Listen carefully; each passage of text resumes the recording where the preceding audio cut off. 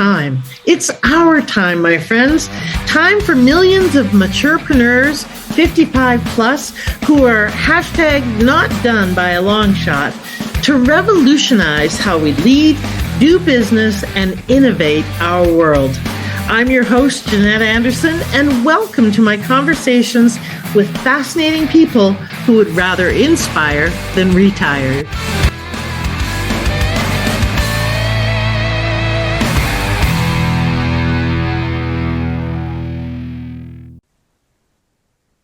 Hello, everybody, and welcome to the Maturepreneur Network. Our second meeting of the month is always an expert speaker that will help you with growing your business. And I'm super pleased to have Leisa Reid here. I've had her on my podcast. We've been on marketers cruises together, I think. Okay. Been in your mind, in your fantasy, Jeanette. Yeah, exactly.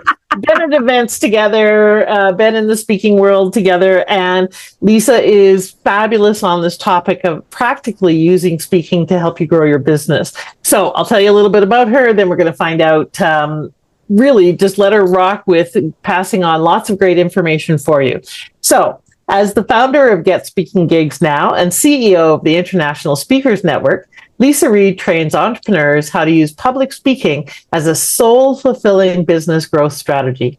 She helps them give birth to their brilliance in the form of a signature talk, and then gives them the tools to stay booked for the rest of their career. No stranger to speaking, she has booked and delivered over 600 speaking engagements, is a 7-time podcast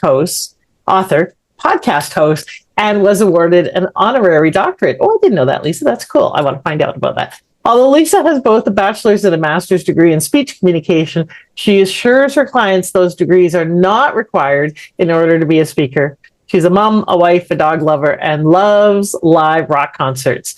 Whether you're a seasoned speaker or have never considered public speaking, she will share how you can get your message to the people who need your brilliance the most. Okay, so I have 2 questions from that now, Leisa. All right, hit me. What you got? What's your honorary doctorate in, and how did that come about? It is in humanitarianism, and it came about. I was nominated through an organization I'm a part of called GSFE, Global Society of Female Entrepreneurs. Oh, cool. I've never even heard of GFSC, or whatever that was. Yes. Okay. Female entrepreneurs, right. Very cool. And congratulations on that. And my second question is, what's your favorite rock concert so far? Oh my gosh. That's, I think, probably impossible to answer. I have been so impressed with so many people. I mean, Dua Lipa was amazing. Pitbull's always really fun. Yeah. I saw Pink Floyd at the Rose Bowl when I was in college. That really rocked my world. So I don't know. I've seen the Rolling Stones. Can't even put a finger on that one. Yeah, exactly. One of my favorite, but not, I don't know if it's favorite, but was Queen with Adam Lambert as their lead singer. And I love Adam Lambert. I do too. And Queen, probably appropriately so because they've been around for 100 years, but they were doing all these rock, guitar and drum solos that went on forever. And all I kept thinking was, oh, that's 10 minutes of my life I'll never get back. Could Adam just sing now, please? Can you guys shut up and can Adam just sing? It was probably not the response they were looking for. Anyways, okay, now down to more serious things. So 600 speaking engagements. Holy shit, how do you have time to sleep? So let's. I've been doing it a long time. Yeah, that too.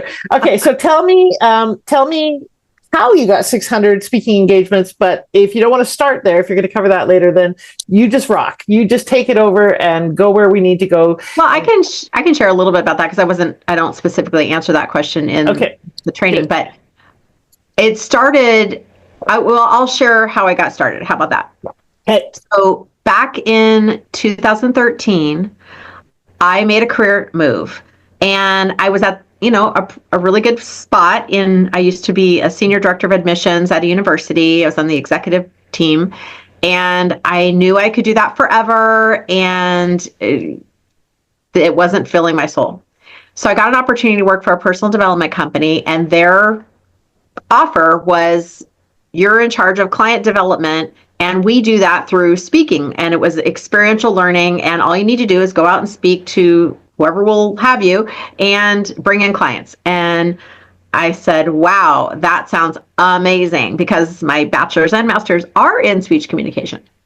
Well, that first year I booked 83 speaking engagements. Wow. Which I know. Wow. I wasn't even impressed with myself. I didn't think that. I just had my head down. I was doing my thing. I didn't think there was anything special. They told me to speak. I said, okay. And in the meantime, about 6 months into that job, I had started which is now called the International Speaker Network, a speaker network. And I thought there's got to be an easier way to do this. And so even though I would still book like 60, 70 a year, I was doing a lot of cold calling. And so I am going to share about that in the training of like, how do you like bypass cold calling? And through the network, people were always asking me for help. Like, how did you get so many bookings? How did you do this? And that's what prompted my company. I didn't even get speaking gigs now first. I had the network first. And it was because people were always asking me for help. And so I know, and I know in your community, you have people who are probably never going to speak, people who are starting to speak and wanting to do it, and people who are already seasoned doing it. What I know for sure about speakers, no matter what level they are, is they all want to be on more stages. Right. Yeah. Because it's fun. It's exciting. It's where you can get your clients. You can get a consistent trickle of clients. So I was like, okay, how do we like duplicate this process so that you're not cold calling all the time and they're actually able to do that? So yes, it's been 12 years now. So it's probably it's well over 600. I don't know how many, I stopped counting, but that's how I do it. Okay, awesome. All right, well, let's get into how do we actually use speaking to grow the business. Yeah, let's do it. And thank you, Candy, for being here. And Candy, I met at a speaking engagement many, many years ago. So it's so cool that she's here. And like, I didn't even know that you two knew each other. That is how small our world is, y'all. Yeah, it is. It's true. And you would probably recognize many of the other members as well, because many of them are from our world. There's quite a few that are not, that are, local business people, but you would recognize some other faces too. Oh, so, cool. Yeah. How exciting. Well, if you know me, then make sure you let me know that you saw this recording. All right. So what we're going to cover today is really how do you unlock that key, or how do you have the key to unlocking your speaking book ability? I think this is the hardest part if you're getting started, or maybe you were speaking before but kind of lost your mojo, lost your momentum. How to uncover treasure sitting in your own backyard. We're talking about speaking treasure. Like, how do you not just have one speaking engagement, but how are you consistently booked and looking and knowing what to look for yourself? And then I'll cover how did I get all those speaking engagements? Like, what's that secret sauce that allows you to then just be consistently booked without cold calling? We'll talk about that, how to have that steady stream. For me, and I don't know, show of hands here, but like, I would rather have a constant trickle of leads and prospects, whether it's your speaking or clients, always coming in, right? Versus like a big, huge flood of like a fire hydrant where there's so much activity I can't even manage it. So I love the consistent trickle. I don't know, maybe it's underrated. Consistent trickle is underrated. Yep. So speaking is a great way to have consistent trickle always coming into your life, into your business. This is, I'll shorten up because I already shared a little bit, but not only am I a speaker, but I'm also a mom. My daughter's getting ready to graduate with her master's at the end of the year. My husband's a teacher as well. He's a golf instructor. I don't know anything about golf, but I know a lot about it because of him, but I've never actually played golf. And here's my director of operations, Piper Reid. She usually sleeps through most of my talks. She's sleeping right now, in fact. I need to get her job. I don't know how I'm going to have to switch places, demote myself and promote her to my role. I also am a podcast host. I know we have a couple other podcast hosts today. Candy has a podcast and Jeanette also has a podcast. And what I do on that show is I actually co-host with my childhood best friend. We interview other best friends. So you would think, why are you not having a podcast about speaking? Well, friendship to me is so important in business. And I love doing business with other people who I'm friends with. So it's the best friendship relationship is also really important to me. We grew up in Alaska together. We haven't lived in the same state since we were 18, but we still find time to nourish our friendship. I mentioned a little bit earlier about my network. It's now called the International Speaker Network, and I'll make sure everyone can get access to attend a meeting there. That was what prompted my company, like I was sharing earlier. And I was like, wait a second, I guess people need to hear this. So I wrote a book about it. It launched January 2020 when I was doing all my speaking in person. And I had a little mini heart attack, like metaphorically. I'm like, oh my gosh, is this like going to be okay? Is this still relevant? And I went through and reread the book with a pandemic, perspective. And yes, all relevant. The only shift is, I don't talk about Zoom meetings in there, but you can shift all those things to Zoom. Mm-hmm. And so, like Jeanette said, I help people get their talk ready to rock. And I help them put their whole speaking strategy together in the Speakers Training Academy. Okay. And I'll even go back to the slide really quick because you're here, you're watching the training, you get like some behind the scenes stuff that isn't even in the bullet points of what I was going to share with another group, right? You always want to have an interesting bio slide. This would be what I would consider a bio slide, which isn't always talked about.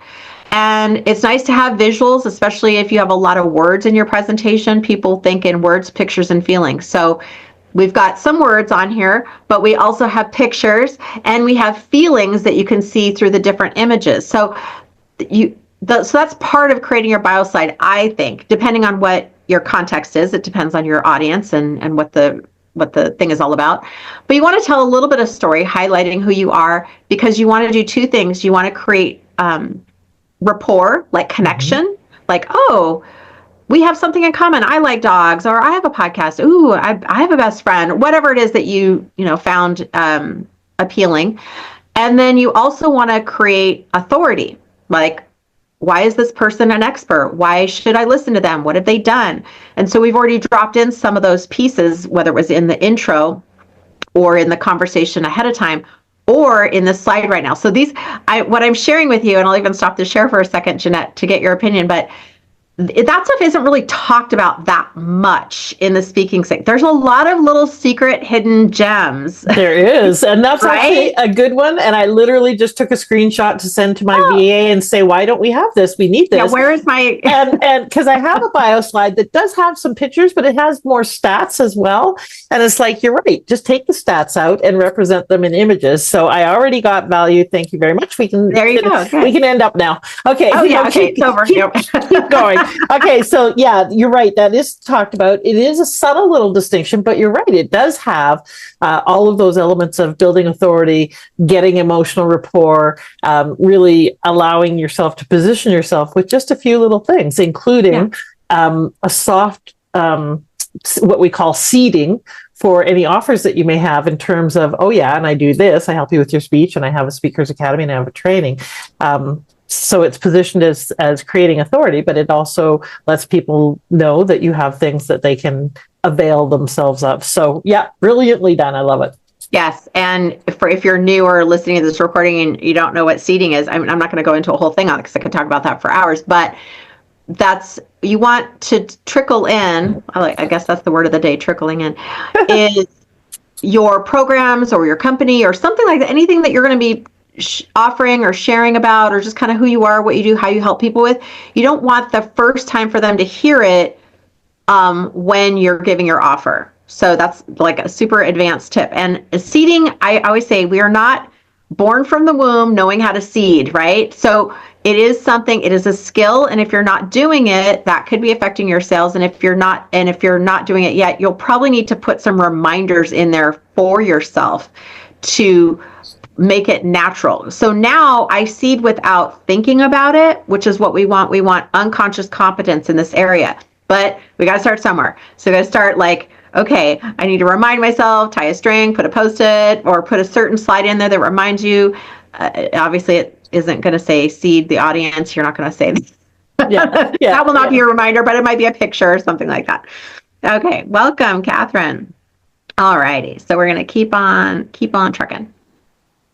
Okay, so now we're going to be at our first learning point is the key to unlocking your speaking book ability. I started with this because people are always asking me, how do you get started? How do I get a speaking gig? What do I do? So my answer is you got to be ready to say yes. And I keep that general because everyone's process for that is a little bit different, and you might have certain things that are ready but other things that aren't ready. So what we need to do is figure out what holes are in the boat. So when people have like a speaker readiness assessment with me, we figure out like what holes are in the boat. What do you have? What do you need? Why don't you have it? What's the process to getting that? And the first thing that I would recommend is you need to have your talk ready. That's why I help people with that straight out the gate. We start with that in the first 30 days. Like, let's get your talk ready to rock. To me, what that means is, obviously, you're going to have your title of your talk. That's what everyone seems to start with, although I do that at the end.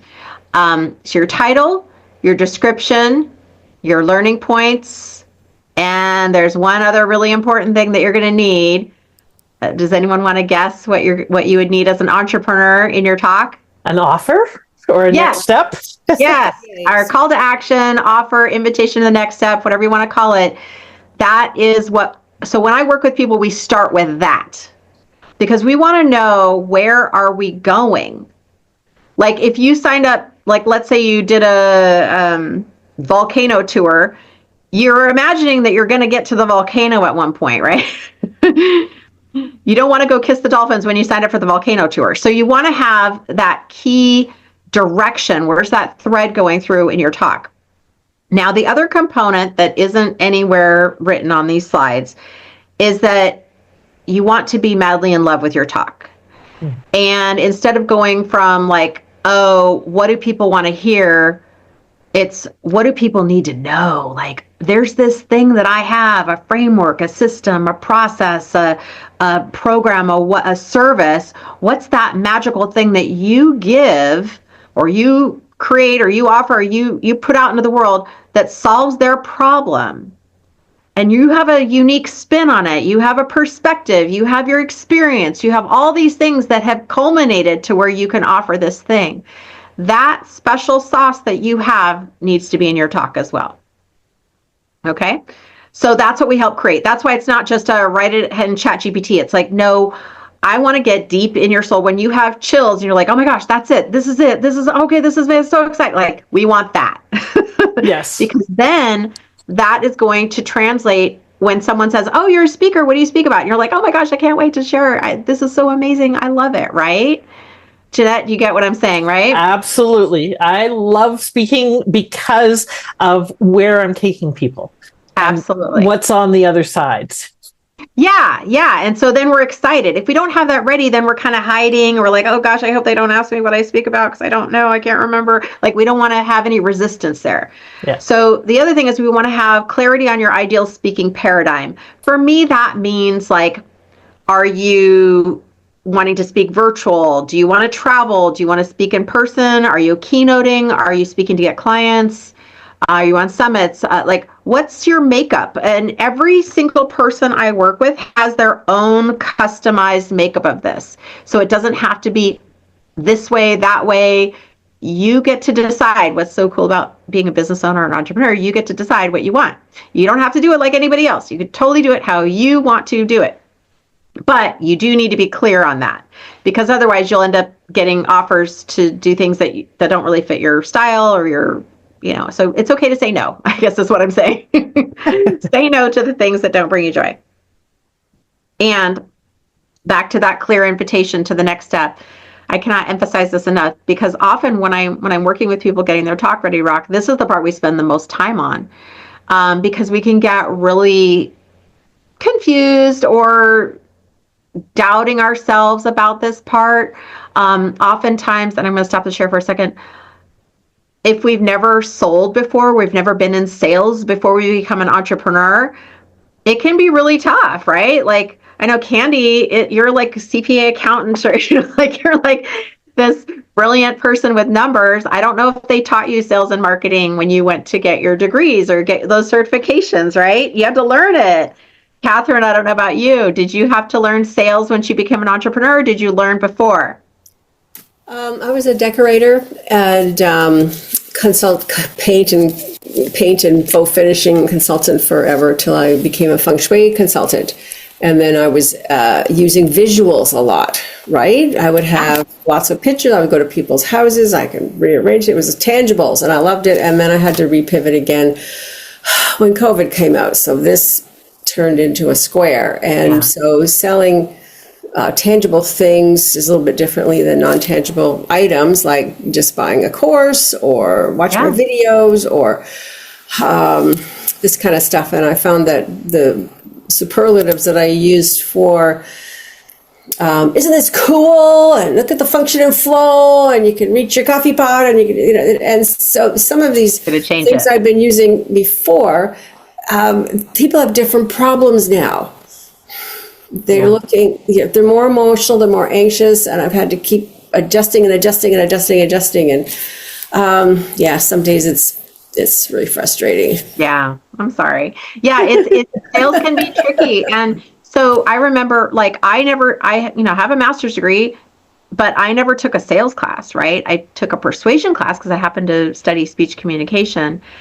But I would listen to sales tapes. I started selling cosmetics and skincare when I was in college, and I went to all the sales trainings and listened to my cassette tapes. Oops, we got a dog barking. There we go. I would listen to the cassette tapes on sales, and I would listen to CDs on sales, like when I switched to CDs over my years. And so I've had so many years of sales training. But when you're an entrepreneur and you've had no sales training, it could be a shock. So that's where speaking can come in and be a magical way to attract your ideal clients without feeling salesy, without having to sell, but really allowing people to get to know you, get to know your process, your strategies, your solutions, your style, and then say, oh, gosh, I really like that. That's exactly what I need right now. So it's a nice way to do. That's why I'm a big fan of speaking. So, all righty. We'll keep the show going here. All right. I will say one of my clients, she came to me, she was having some issues with an event that she would constantly host. Very powerful events. Everyone loves her. They could not rave enough about how amazing the event was. But what she confessed to me is that the clients weren't signing up. And she's like, if this keeps happening, I'm not going to be able to keep doing this, right? And I'm not going to have you raise your hand on that, but I know if you've been an entrepreneur long enough, you probably have your share of disappointing things, right? That you thought were going to go one way and didn't end up going that way. So I was really honored that she confessed that to me, and we started to get to work. And what we did is we figured out where in the event was her talk and what was going on in that process. And I'm not going to go into the details, but what happened for her, the big shift was she found an authentic way to sell. Like a lot of women, she felt a little guilty or weird asking for people to spend money, asking for the sale. It just felt off for her. So, but yet what she was offering was amazing. It could really help people. So we had to unpack that and figure out, like, what's going on there? What's the resistance? Once she found an authentic way to sell, that it was in alignment with her core values, she was able to get $18,000 without strategy sessions in sales from that event. And that was a huge shift for her. And then she could just rinse and repeat that over and over again. So sometimes it's just a hidden thing that we don't even really know is going on. We just, can shy away or forget our offer. That happens a lot. Not give time for it. So we don't want to do that. So I want you to just jot down, if I'm assuming if you're here on this call, you are interested in speaking in some way. Is there anything in the way? Is there anything you need to do to be ready to say yes? Maybe you need to brush some things off, or, oh yeah, I've been meaning to do that. I want to create my talk, or figure out my call to action, or whatever that is. Get clear on my speaking paradigm. What would be ideal for me? Do I want to speak virtual? Do I want to speak in person? And just go ahead and put that in the chat and jot that down on your notepad too, because I don't want your training to end, just here. I want you to go in and be motivated to do something different. All right. And I'll just check the chat really quick. So yeah, Jeanette's going to add her bio slide, which we had talked about earlier, and get more leads for a specialized audience. Very cool.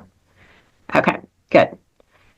All right, so let's talk about treasure that is sitting in your backyard. And what's so cool about this is that treasure could be in your virtual backyard too, not just your physical backyard. And I'll just check one more chat here. Candy put, she's got a newer service and needs to figure out the offer. Yes, and invitations to speak locally and virtually.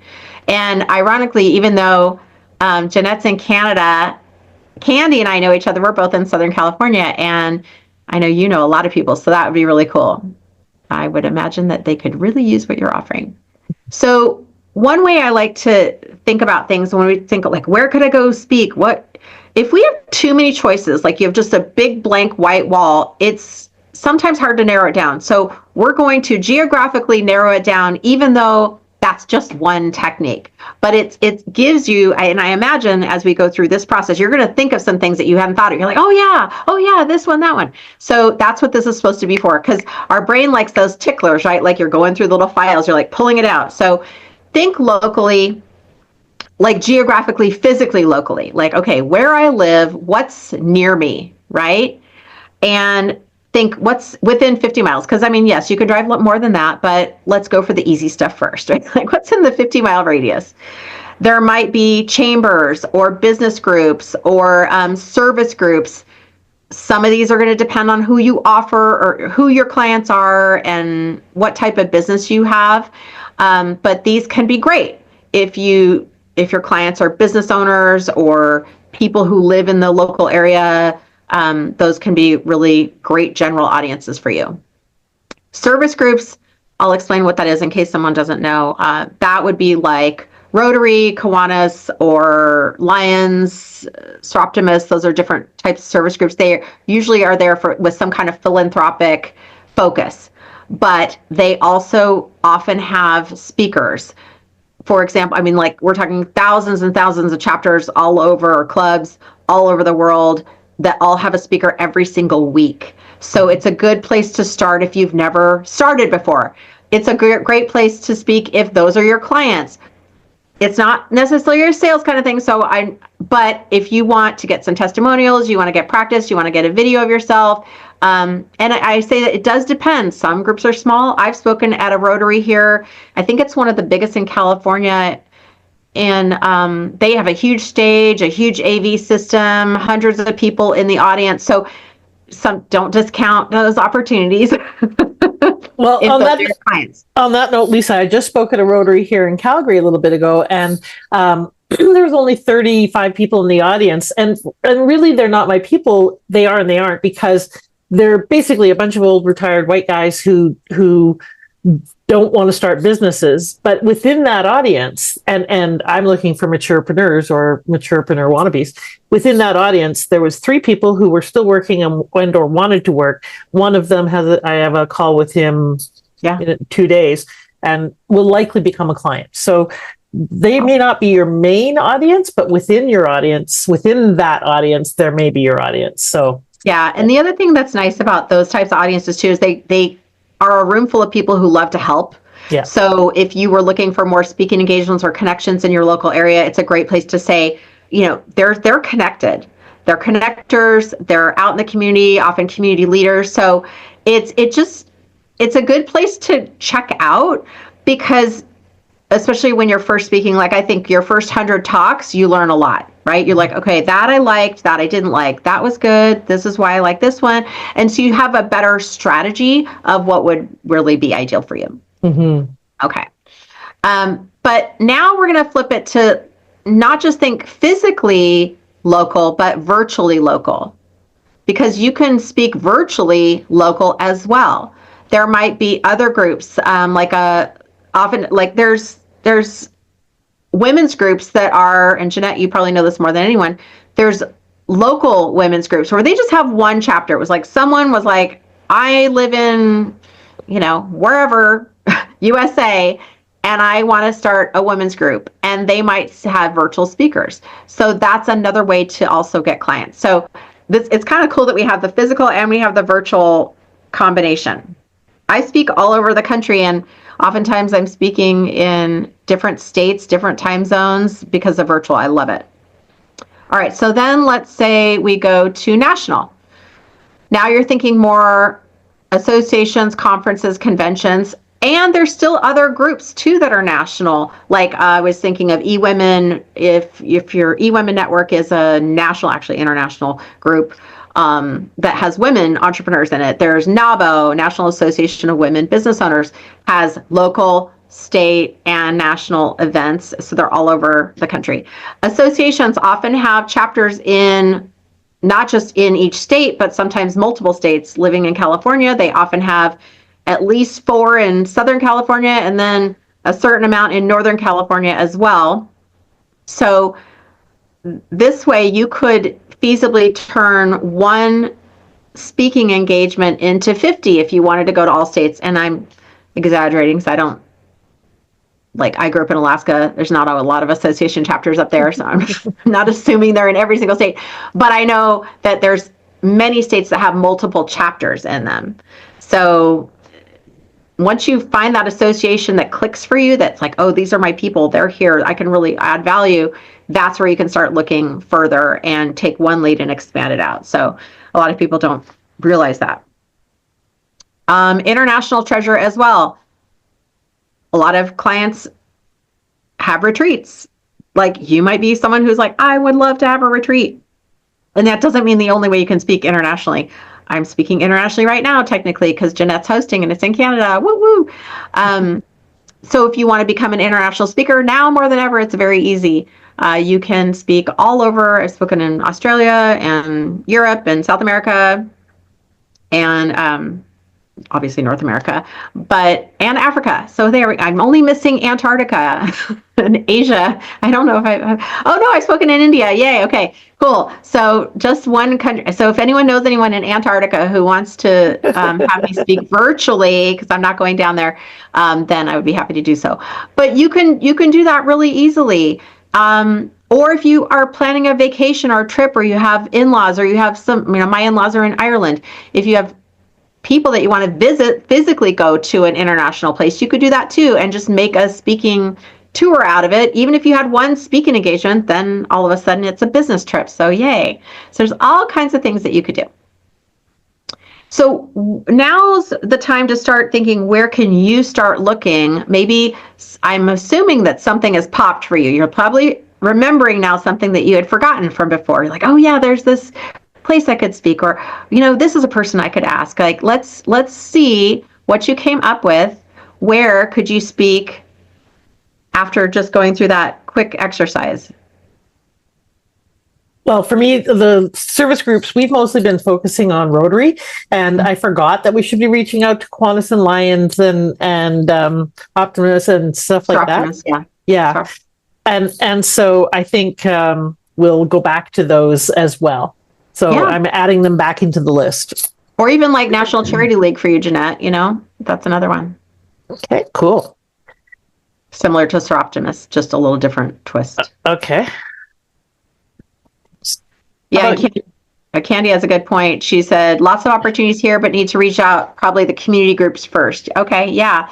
And well, Candy, I'm reminding you, you used to be, I don't know if you still are, super involved in the chamber in Torrance. Are you still connected there? So I moved. I now live in Tennessee. Oh my gosh. Well, okay. So I'm basically starting over and meeting people. So I'm in my local chamber, and then I do a few other things that, are local, but I need to do more, like just getting my name out there. And, it's basically starting from scratch. Okay. No, you're not. Listen, here's the thing.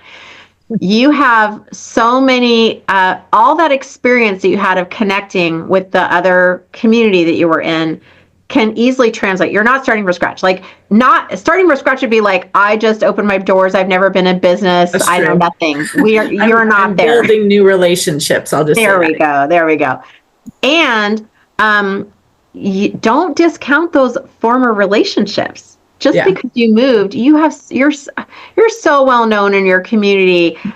You could probably pick up the phone or do a quick email to probably hundreds of people, and they would say, Candy, absolutely. What can we do for you? What do you need? No problem. Right. So,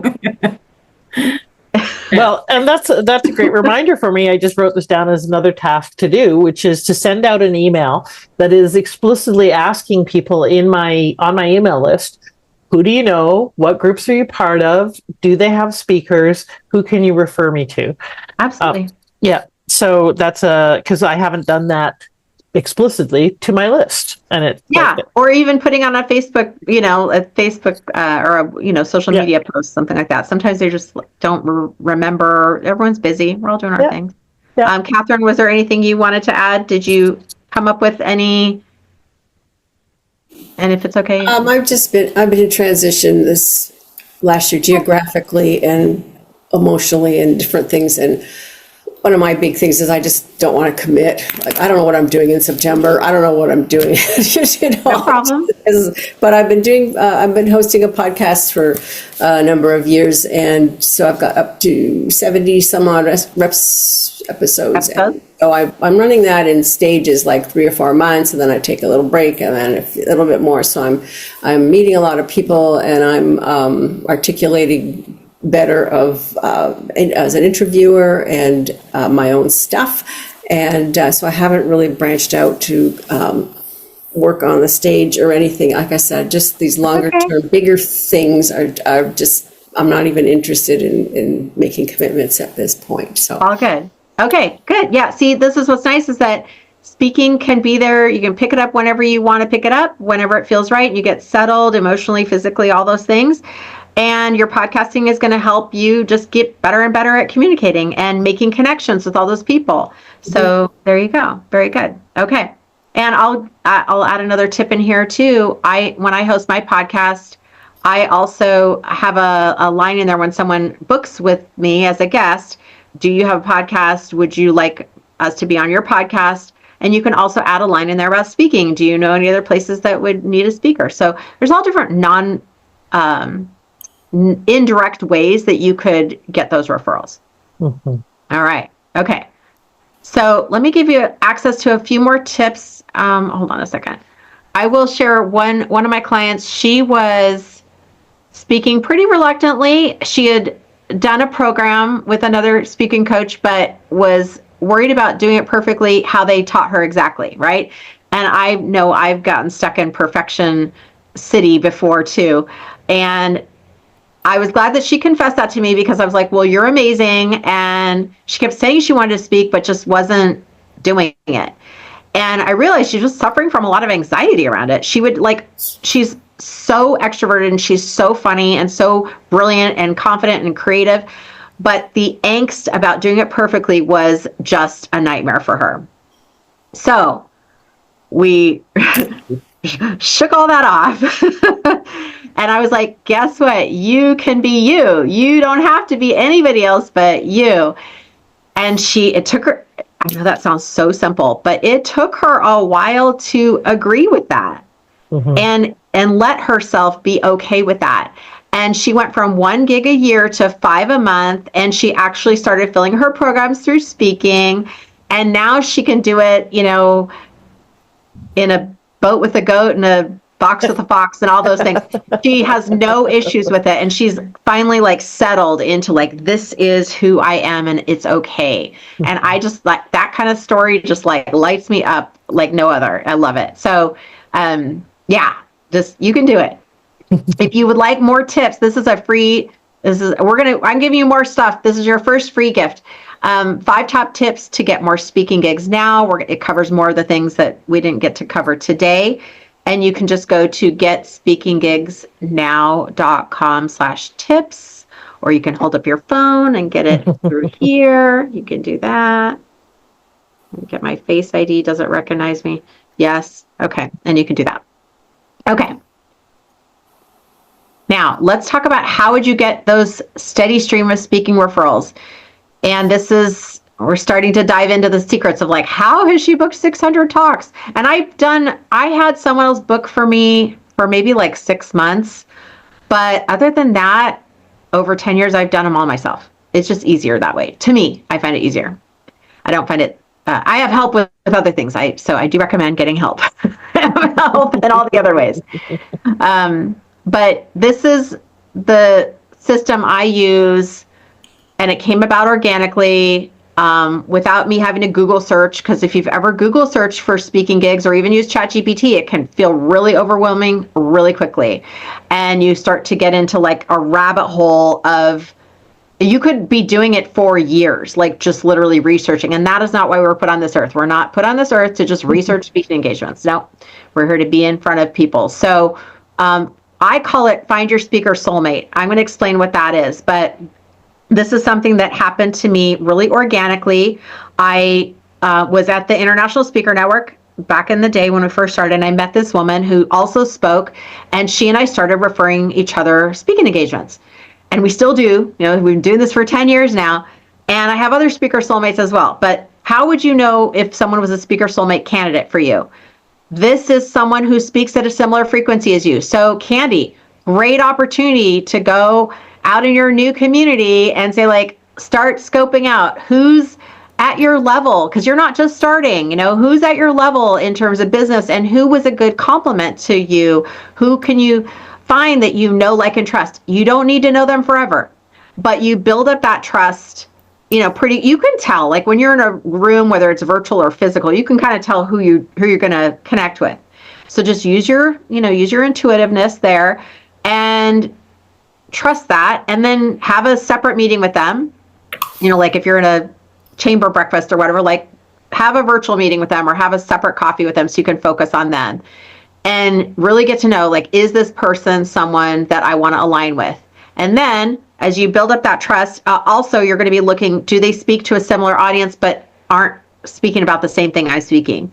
So for you, maybe it's an attorney. I'm like, you know your power partners more than I do, but or is it a certain type of business owner? Is it a certain connector who maybe isn't even speak about anything related to what you do, but they know everybody. Like in your situation, that's who I'd want to get to know. Like, give me the connector in the room. And then you start to start to exchange speaking engagements. And it can be slow. It doesn't mean that you have to do 1 million. Like I usually just do 3. We usually do three a piece, 3 to 5, because you're still going to have to follow up with those people, and they're going to have to follow up, and you're going to have to send the introduction. So it still does take time. But once you have that cadence, then you can start to build up your speaking. And it might be podcasts for you for a while, since you're new in the area. You've been on a lot of podcasts, you know a lot of people, you've had a show for a long time. So, there's all these places that you could introduce somebody else, even though you're new to your community. All right, so who might be your speaker soulmate? Just jot that down. And where might you find them? I know where you can find them easily, but you might have a couple other spots in your mind. It might be someone in the Maturepreneur community. I would say if you really want to be around a bunch of speakers, because that's where you're going to find all the fishes, right? You're like, go to the pond where all the fishes are if you're looking to catch some fish. It's at the International Speaker Network. I'm going to go through this really quick. I'm going to show you this. So at the International Speaker Network, it's not just a networking meeting where people do a commercial and hand out cards. A, it's virtual. B, we don't do the commercials. So you get to go and mingle with other people in breakout sessions, but we also have referral activities, speaking referral activities. So you can get exposure, visibility. We talk about speaker focused topics. There's always a little mini training, and we have monthly connection calls. It's super easy. So you're just like, I'm going to just drop myself in where all the speakers are, but I want to give everyone a free ticket. If this speaks to you, whether you're on the recording or you're here live, just come and hang out with us. And you can literally go to just that QR code or getspeakinggigsnow.com/free-ticket and hang out with us, and you'll get to experience it yourself. And if you want to join, you can join. It's a very affordable organization, tons of value, and we would love to have you there. Okay. This, I'm telling you, the Speaker Soulmate system, that really helped me. I was struggling and scrambling and had little calluses on my fingers from all those phone calls to get those 83 speaking engagements. I had no shame. I would call anybody, but that was not fun. Like that was, it was a hustle. It was a scramble. It was a struggle. And I don't want that for anybody. any entrepreneur, like your time is super valuable. So if we can do something to save you time and it's actually enjoyable, then we want to do that, right? So that's why all the activities that we have in the ISN meetings are because I've been there. I am trying to make it easy for you. Okay. So let's talk about, I'm going to review what we talked about. We talked about the key to unlocking your speaking book ability, right? Get ready to say yes. What do you need to have in motion? What's on your to-do list to get out there more? And maybe it's a timing thing, like with Catherine. She's like, I see this maybe in the future, but right now I need to like get some other things figured out first. That's totally okay. Speaking's still going to be around for you. Or, Candy, you've got this new community. Okay, what do you need to do? Where can you hook in to different people in your new community? Jeanette's got her to-do list. Mm-hmm. Uncover that treasure sitting in your own backyard. Is there something you hadn't thought of? Like, oh, yeah, I was in this group over here, but I hadn't thought about asking over here, I know Jeanette's going on a speaking tour, visiting different cities. Maybe there's some places you can plug in your different communities too. And find that speaker soulmate. If you have 3 speaker soulmates, you're pretty much set. Like, I think a lot of times we're taught to do so much, but when you can go deep into those relationships, that can provide way more than being surface level. And it's more fun. And it's less time consuming. You don't have to be as busy. I will share one other thing with you. If this, you're on the recording or you're here live and you realize that you really do want to do more speaking as a part of your marketing and sales plan, but you've noticed that you're not moving as quickly as you want, and you really work better when you have someone at your side, you're welcome to apply to the Speakers Training Academy. It's a phone call with me. And this is at getspeakinggigsnow.com/chat. We will go through and see what holes are in the boat. If this is a fit for you, I have lots of different options for different levels of what you're trying to achieve.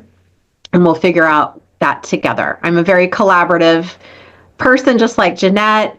And we're going to do something that makes sense for you. Okay. I am going to stop the share now. And I think Jeanette has said we could have a little bit of time for Q&A if there's any Q&As. But do not feel pressure to ask a question if you don't have one. Okay. Do either of you two have a question? And if not, I've got 2 so far. Yeah, I have a question. Yep. I'm not shy. I can do anything, really. I used to disco dance in front of thousands of people and throw it in the air and spread my legs to the wind and have a blast at a time. And I'm really not shy. I'll get out there. I've been approached a few times to go into TED Talks and some different things.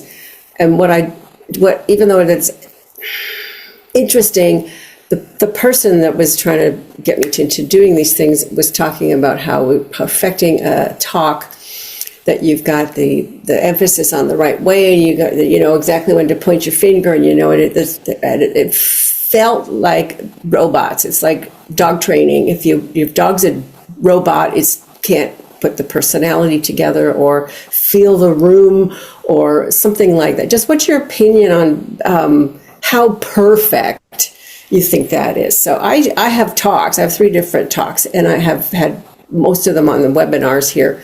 But I change them every time because of the audience and what's going on in the world and what the pulse of the nation is about. So just comment on that a little bit farther, please. Yeah, I think it, just like anything, there's different ways that you can go about it. And it depends on what type of speaker you are. Like, the more you're up the echelon of like paid keynote speaking, there's going to be some polishing that a lot of people are going to expect, and there's different stages, and there's bigger spaces versus being in a smaller stage on a smaller space. And I'm talking like a physically smaller stage, smaller room. There's different stage presence that you would want to have on a bigger stage. So if that's not really your type of speaking engagement right now, I wouldn't really worry about it. It sounds like, and I have a lot of clients who webinar-ish, lately. Yeah. That's fine. I have a lot of clients who use their intuitive skills when they're speaking, and I think that's totally appropriate. Just as long as you have here's where we're going, and you know, like where we're going to take the audience, where you point your finger and things like that. If that feels inauthentic to you, then I would probably not do that. Like, you really want to be authentic. Yeah. Yeah, people have different Yeah, people have different tastes, different styles. Yeah. male or female, or whatever you're trying to do. And I've also toyed with the idea of having a timeline starting at one end of the stage and kind of working my way, across the bridge and through up the mountain and on that side. And I didn't really get any feedback whether that made sense.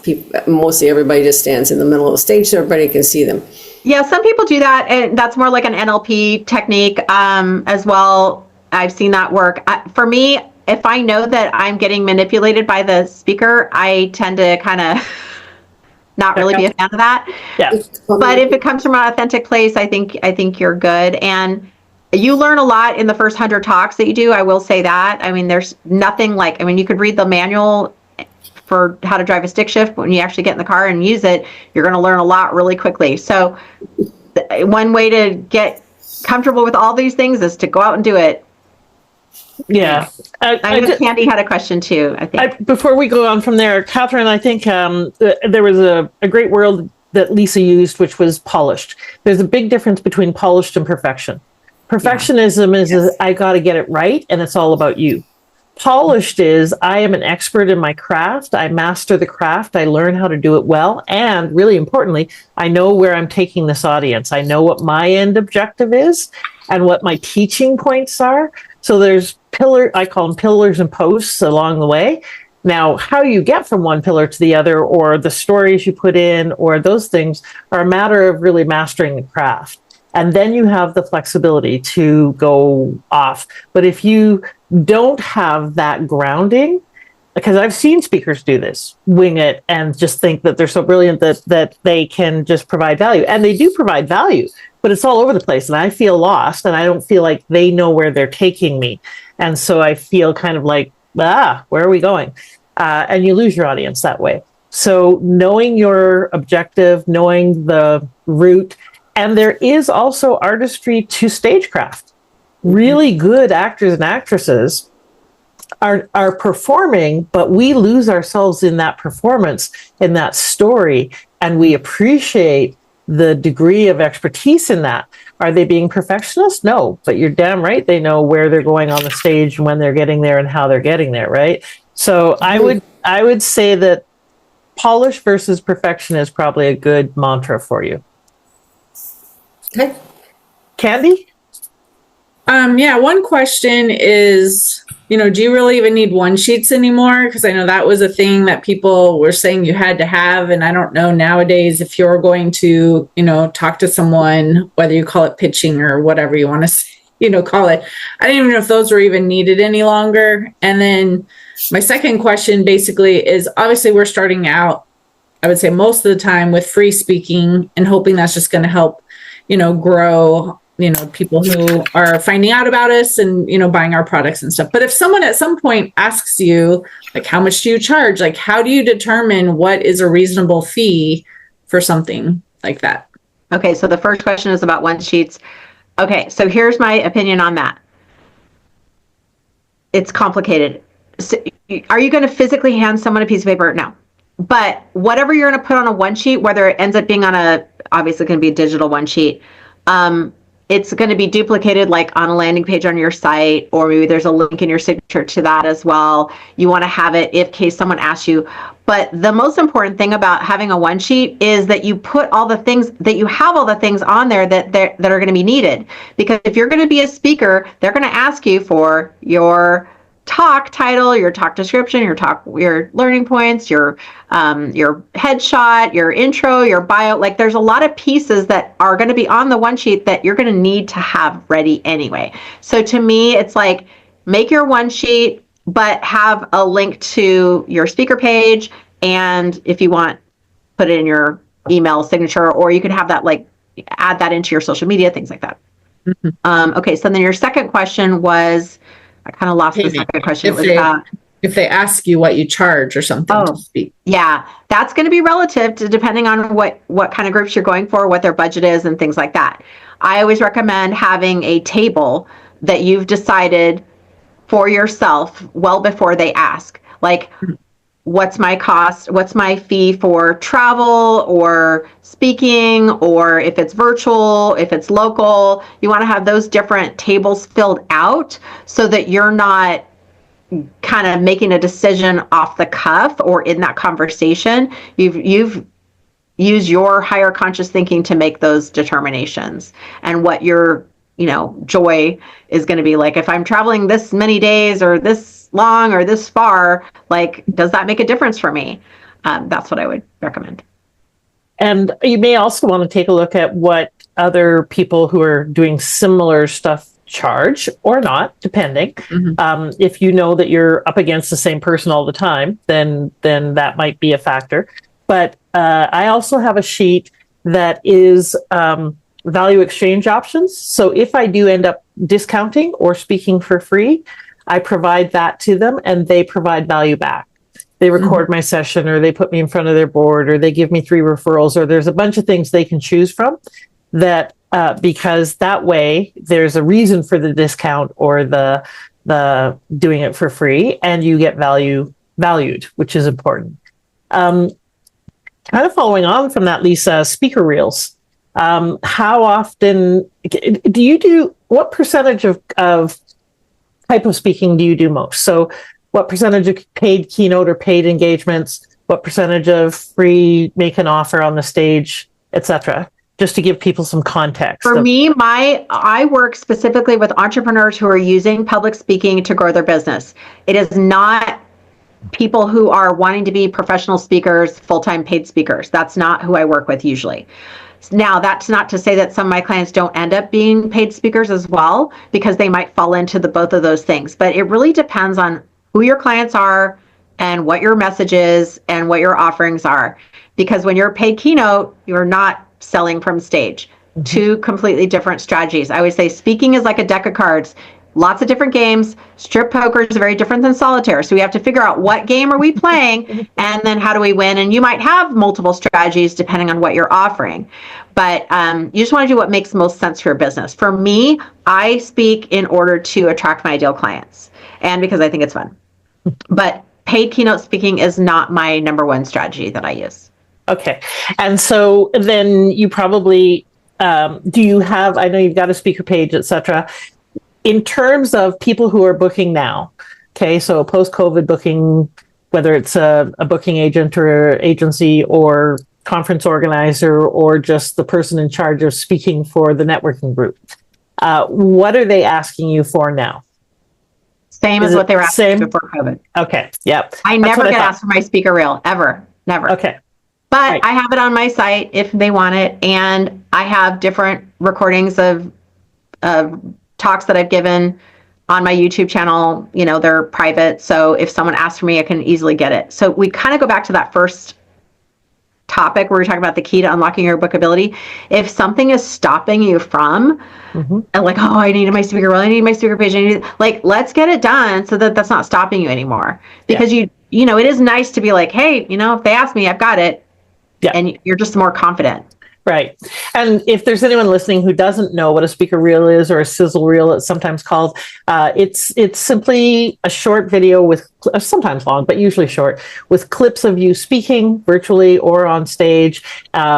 It positions your expertise in some way. It has some kind of credibility building behind it, how to reach you. Often has information about your topics, but mostly it just shows you in action so they kind of get a sense of who is this person and how will they be in front of my audience. Okay, what else is there that you would say for people who are thinking about having it build their business? So just like a really concrete way to think about how to go from being on the stage to having that person become a client.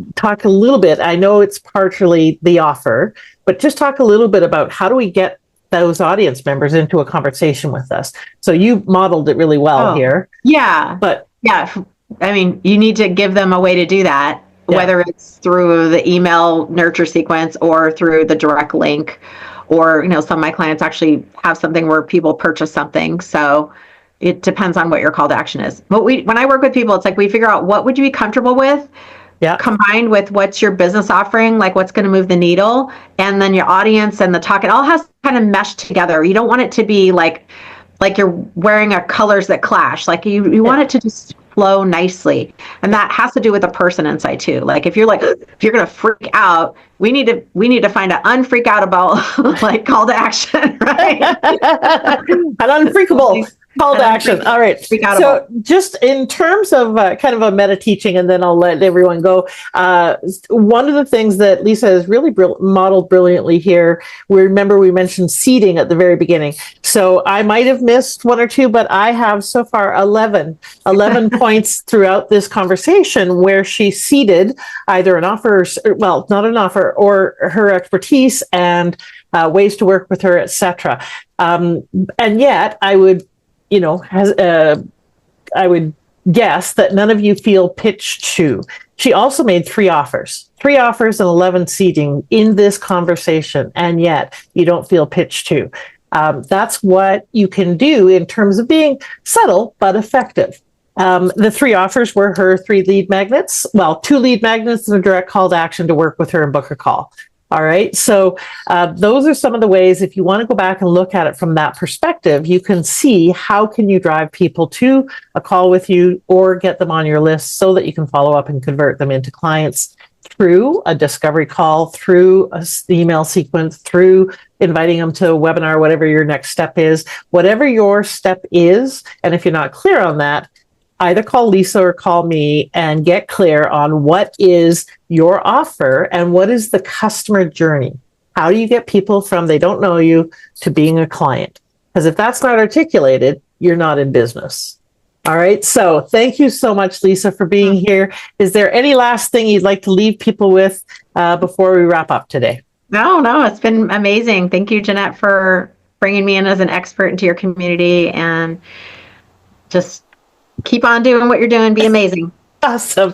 Thank you so much, everybody. And now my encouragement is go right after this finishes and take one action step towards getting yourself in front of someone.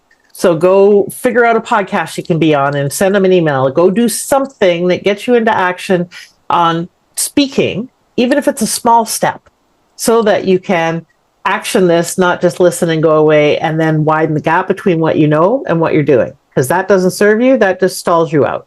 So go take action, my friends, and no excuses. Thank you so much for being here. Bye. Have a wonderful day, everybody. Thank you, Leisa. Bye, everybody.